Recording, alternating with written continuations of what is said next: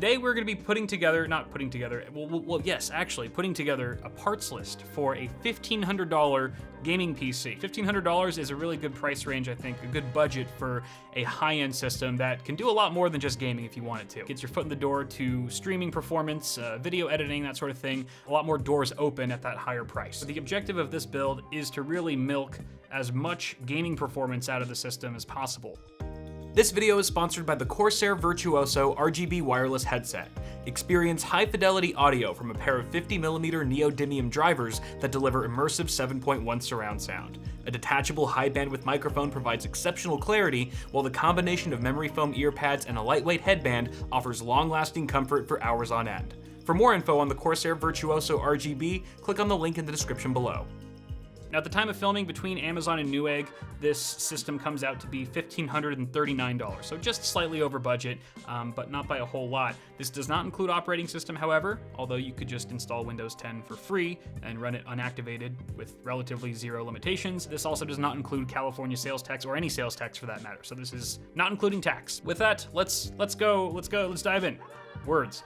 AMD Ryzen 3700X is my CPU of choice here, and it's the 8-core, 16-thread CPU. It's fantastic. Now, right now you can buy this thing for $310, as opposed to its Intel equivalent, which is the 9700K, which has the same core and thread count, is overclockable and all that. But if you look at the price of that on both Amazon and Newegg, it is roughly $100 more expensive. It's not even worth it. I mean, especially when you consider that you're getting a scalable platform with AMD on the AM4 platform, and you can pretty much have more flexibility with the motherboard that you choose. You can get a cheaper motherboard and still have the ability to overclock your CPU. The 9700K would net you slightly higher gaming performance, but certainly not enough to justify an additional $100 and, you know, the scalable platform and all the other things that you're giving up. So this is sort of a no-brainer right now. 3700X is our CPU of choice for this $1,500 build. That needs to be paired with a decent motherboard, and for that I've selected the Asus ROG Strix B450F. This is a great board. I've used it several times recently for 118 bucks. It's awesome. This is a B450 board, so you're not getting PCIe Gen 4 support, for example, that you would on X570, but you're also paying a lot less for a motherboard. It's all black, can't really go wrong there. It's got 4 DIMM slots. It's got 3 full-size PCIe by 16 slots, and the top 2 slots are spaced a little bit further apart, so if you wanted to throw in an add-in card to the second slot, it wouldn't be resting up right against your GPU, which would definitely lead to compromised thermals, which would definitely compromise your thermals in most cases. The rear I/O looks pretty good. You have a nice selection of USB 3, 3.1 Type A, there's a PS2 port, okay, gigabit LAN, and a nice selection of audio jacks. Based on the reviews I've seen of this board, it can definitely handle a 3700X no problem. Has a fairly decent power delivery, which is this 4, 5, 6, 7, 8, so it's a 6+2 phase power design, and relatively well built, and as long as you have proper cooling in the case, the VRM shouldn't overheat or anything like that. Next up we have memory. For that, I've gone with a G.Skill Ripjaws 5 kit, 16 gigs. So we've got 2 8-gig sticks here, DDR4 at 3600 speed. We definitely want to max out the memory frequency as much as we can here. I would have liked to see cast latency 16, but I'm not going to complain. For 70 bucks, 3600 speed kit is really nice, and I've probably bought more Ripjaws 5 kits than any other kit on the market because they've always been reliable for me. I can't even remember the last time or if one has ever failed on me personally, and they're always pretty well priced compared to some other options out there. Now, 16 gigs, you know, if you're really trying to prioritize streaming or video editing, then maybe you want to bump that up to 32, but obviously you're going to be paying a little bit more for that. 16 gigs is plenty good if you're just gaming most of the time. Maybe you've got VoIP chat open, you know, a couple tabs of your web browser, assuming it's not crazy amounts of Chrome tabs or anything like that. 16 gigs should be plenty for most users. Moving on to our GPU. This is a big one. Now, I wanted to reserve roughly half of our budget for the graphics card because this is what games are most dependent on. This will, in the vast majority of cases, the GPU is going to weigh most heavily out of all the other components in your system when it comes to how well a game performs, and thus bumping up your frame rate. So we have the RTX 2080 Super Black Gaming from EVGA. The names of these cards are just getting weirder by the day, but $710. That's a lot for a graphics card. And this is the 2080 Super is kind of in a weird spot because especially when you see all the mid-tier GPUs popping up and how they're all like $10, $20, $25 apart. There's really nothing competing right now with the 2080 Super in terms of price point. $700 is sort of this isolated space in the GPU market right now, where you've got your RX 5700 XT, which is several $100s cheaper than this, and then above this you've got your $1,000 plus RTX 2080 Ti. So there is the RTX 2070 Super, which is fairly close in performance to an RTX 2080, but even that is quite a bit cheaper than this guy. That being said, it's an incredibly fast GPU. I mean, at high resolutions, 1440p or even 4K gaming if that's what you're into, but definitely 1440p at high FPS, 144 hertz.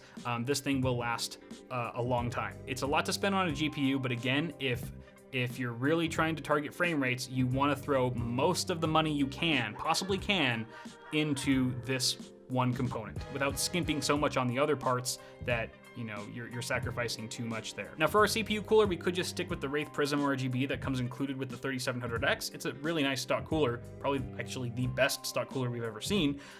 But I feel like for this budget, we should fork out a little bit of dough for an aftermarket cooler that's going to keep our system cooler and quieter, especially if we're throwing in a fast GPU that is exhausting hot air into our case.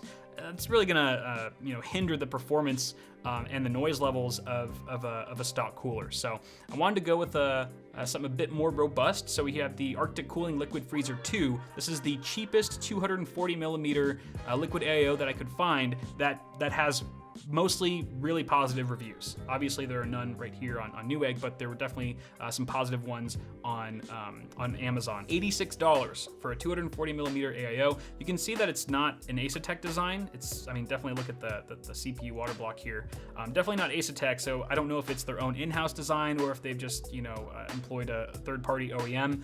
But you can kind of see it's interesting. It really kind of aesthetically unique. It's got an impeller, it looks like, right there. I don't know how important that is to most people, but there it is. You have these an interesting cosmetic touch to the hoses, which I don't really mind. But look at how thick this radiator is. That's definitely thicker than your typical Asetek, 240 Rat. And I'm not exactly sure how these fans are, how they perform. These kind of look like Cooler Masters fans, the ones that they use for the radiator. I'm sure it's just some OEM. I don't think it's in-house from Arctic, but yeah, it's a pretty nice looking cooler for $86, especially when you have a bunch of RGB options now that are driving the price of these liquid AIOs up into the $200 range for some of the flagship ones. It's insane. So it's nice to see one for well under half that. That's still gonna hopefully do a good job, according to some of the positive reviews I've read. Oh, did I check if this is AM4 compatible? I mean, I'm sure it is by now. Most of them are. Yeah, we've got AM4 right there. Our storage solution for the system consists of 2 drives, the first of which is the XPG Gamix S5, 256 gig capacity, PCIe Gen 3. No point in going Gen 4 when our motherboard doesn't support it, and it's NVMe M.2 SSD. I love the fact that it has a built-in heatsink. This is actually one of the cheaper ones for $40. This is one of the cheapest drives that you could find that actually has really good ratings with a built-in heatsink that comes included because our motherboard does not have any sort of M.2 heatsink on it. So this just keeps the drive cooler and it minimizes our chance of overheating or throttling the drive under heavy workloads. The drive's capable of pretty standard speeds for PCIe Gen 3, 2100 megabytes per second read and 1500 megabytes per second write. It supports NVMe 1.3, and I believe it's using triple level cell 3D NAND. So really nice drive with that heatsink for $40. Can't really complain there. Obviously, that's not going to be enough storage though at 256 gigs for all of our games and other media. It's enough to load our operating system certainly and other smaller applications that we want loading fast, but we're going to need some bigger capacity here for everything else. So I have a Seagate Barracuda 2 terabyte internal hard drive, 3.5 inches and 7200 RPM. That was important to me, with 256 megabytes of cache. This is just a standard mechanical hard drive. There's no fancy SSD caching on it, but it's 2 terabytes, it's $50, and from the ratings, it looks like Seagate's come quite a long way. They used to be sort of synonymous with drive failure, but I personally have never had a Seagate drive die on me, and it looks like most people are pretty satisfied with the performance now. Knock on wood. I think I have a Seagate drive in my primary system. It's probably going to crash soon. Moving on to our PSU, I've employed the EVGA 650 watt GQ. The minimum requirement for PSUs on the RTX 2080 Super is 600 to 650 watts. So not only are we on the high end of that, but we also have a really good efficiency rating. 80 plus gold is very lovely, and semi-modular units are fantastic. Even if you have a case that has a power supply shroud or a basement, it's nice to lessen the amount of rat's nest that's down there in case you need to fish out a cable or a connector to plug in an additional component or something like that. Moving on to our final part, which is of course the case. I saved it for last because the case is, case is always kind of an exciting part to pick out. I've gone with the Phanteks Eclipse P400A. This is not the digital RGB one, as you can see. There's no RGB fans on here. That option costs, that model costs like 20 bucks more just for the RGB fans, which sure. I guess you do get a third fan in there, so there's a bit more airflow going through. Oh, there's a doorbell. I should probably get that. Sorry, one moment. Okay, where was I? Case fans, which I would actually mount at the top and back of the case as exhaust, and then we can take the Arctic cooler, the AIO, and slap it to the front of the case, and those two fans could be used as intake. I think 4 fans in a case like this is perfectly fine. It's not a huge interior. It's a very modest size case that we don't need to line with 9 case fans or anything like that. So I think if they're well positioned and they're set at proper RPMs, then we're gonna have plenty of circulation. Did I mention it's $70 with all the modern features, tempered glass side panel, PSU shroud, great cable management, and my favorite feature of all, full mesh front panel. Totally, more or less unimpeded airflow. That is going to be really important in a case where you've got a $700 graphics card and an 8-core 16-thread CPU. So altogether, it's kind of an unbeatable option right now at 70 bucks, I think, especially if you're already adding in that AIO that's going to add 2 more fans to the system. Again, that brings the total cost of the system to just north of $1,500, and I really do think that this is one of the fastest gaming PCs that you could assemble, one of the fastest in terms of gaming performance, and also well-rounded with all of its multi-threaded performance on the CPU that you could possibly throw together right now for 1,500 bucks. Make sure you guys share any thoughts on this parts list down below, and if you have any modifications that you'd like to make to it, we'd like to hear those as well. Apart from that, Bitwit.tech. The holiday sale is still going strong, but it's coming to an end soon, so strike while it's hot. We're doing 15% off orders $50 or more, or 30% off orders $100 or more. The brand new mouse pads are super fly and will match with literally anything. They have stitched edges, they're extremely comfortable, and you should go buy 5 of them. As always, toss a like on this video before you go. Get subscribed to the channel for more tech content on the way, and I will see you guys in the next video.